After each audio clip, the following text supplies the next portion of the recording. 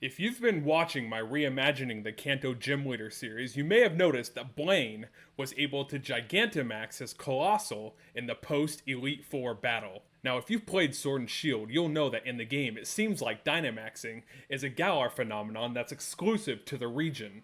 But, what if it's not?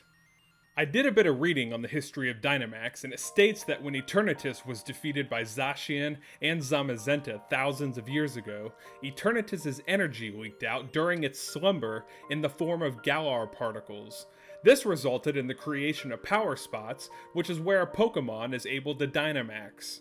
Wishing Stars, which are small fragments of Eternatus's body, and enable a Pokémon to Dynamax when at a power spot, are exclusive to the region, but that doesn't mean that they can't be taken out of the region and used elsewhere should a power spot happen to be found outside of Galar.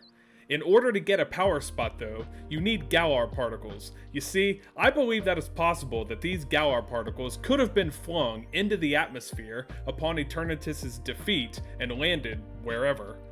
In the meta sense, we only know of Galar Region Pokemon being able to Dynamax because Game Freak hadn't come up with that mechanic prior to Gen 8.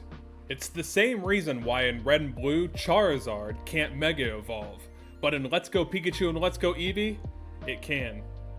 So, for this reimagined version of Kanto that I've come up with, some Galar particles landed on or in the Cinnabar Volcano, which is why Blaine is able to Gigantamax his Coalossal. It's also why no other gym leader Dynamaxes, and spoilers for the Elite Four reimagining, Bruno can't Gigantamax his Machamp either.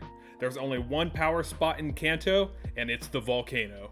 As for Blaine utilizing it, he's a scientist, or rather a former scientist for Team Rocket.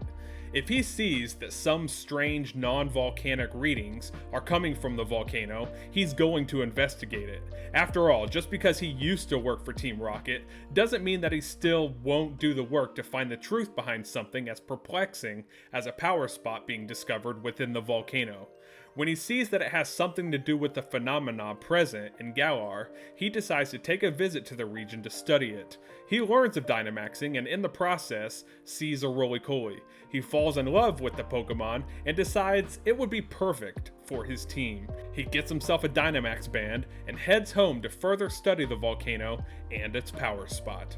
Now, as I said, Blaine is a scientist. He's also a gym leader. While he's careful with his research, he's also here to spice up battles. So while he primarily uses his gym for gym battles, he will battle atop the volcano for the trainers who really want a difficult battle. And since he's taking advantage of Kanto's only power spot, he's truly a unique gym leader in the Kanto region.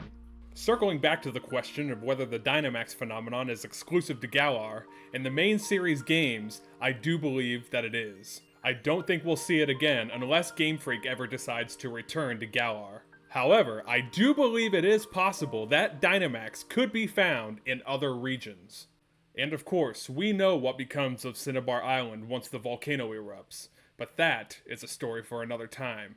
After all, we'll be returning to Kanto once we get through reimagining the Johto region.